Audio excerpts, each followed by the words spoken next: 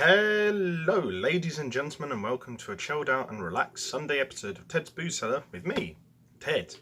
Now, today we are, going to look at something that's, I would say is quite a nice bet for refreshing yourself on a hot Sunday afternoon like this, when you just want to chill out. You don't want to do much work. You maybe just want to, do a few online errands, send off some emails, maybe go for a cycle. Basically stuff of like, what I've done today. And after all that, you just want to sit down with, a bag of sweet and salty popcorn and just chill out, maybe play some video games, maybe send off a couple more emails and such. And to relax while doing that, I've picked something that I think should be quite refreshing in this hot weather here today in Brighton. So I've picked a can of Fuller's London Pride. Now, this is the canned unfiltered version, so the ABV I believe is slightly lower. It's 4.1%. I may have to do a bit of research on that. If I'm wrong, someone please correct me in the video description below. It's dry hopped, naturally hazy, full of British pale malt and target hops, and it's best served cold, so definitely a good one to have on a spicy hot crazy day like this. And yeah, it's about 1.4 units, which doesn't sound like a huge amount, but in a 330ml can is a fair old amount. So let's see how this goes. Now, I've had the bottled version of London Pride before from Fuller's, which is a nice sort of ale to have like one or two of after work just to decompress. But I've never actually had any of the canned drinks from Fuller's, so I'm willing to try new things. So let's see what it's like.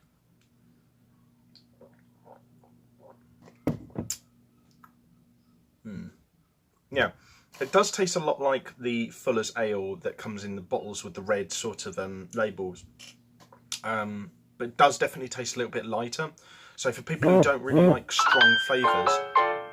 Shut up, phone. Shut up! God damn it. Sorry. Excuse my language and my burst out of anger. But, yeah, it does taste a little bit like the standard sort of like ale that you get in the red labelled bottles from Fuller's, from London Pride.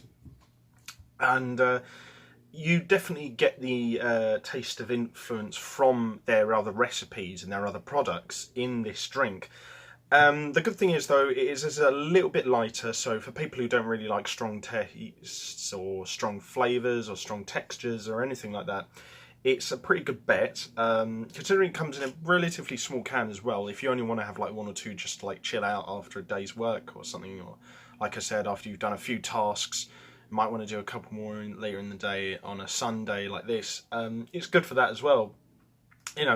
It's probably a good sort of one to have with a meal as well, because while it's, it's got a fairly straightforward taste, it's not too like bland, or on the other hand, it's not too complicated either. It's a good sort of, again, like the drink I reviewed yesterday. It's a very sort of good, straight down the middle sort of drink. It can fill a lot of purposes actually, and yeah, I definitely recommend it. I'd say it's a solid.